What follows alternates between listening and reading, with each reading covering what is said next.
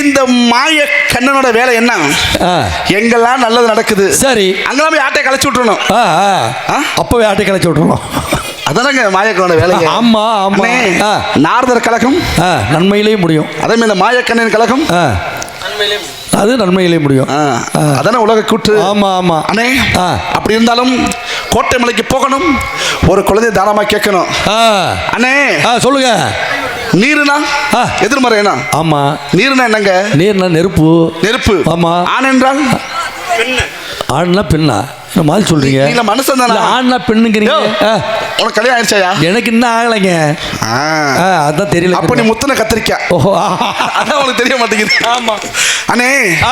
நீர் என்றால் நெருப்பு இருக்கணும், ஆண் என்றால் பெண் இருக்கணும். பெண் இருக்கணும். மீனுனா முள்ளு இருக்கணும். ஓஹோ, அப்படி வரீங்களோ? சுவையா இருக்கும். சரி சரி சரி அண்ணே. நான் மட்டும் வந்திருக்கேன். இந்த ஆணுக்கு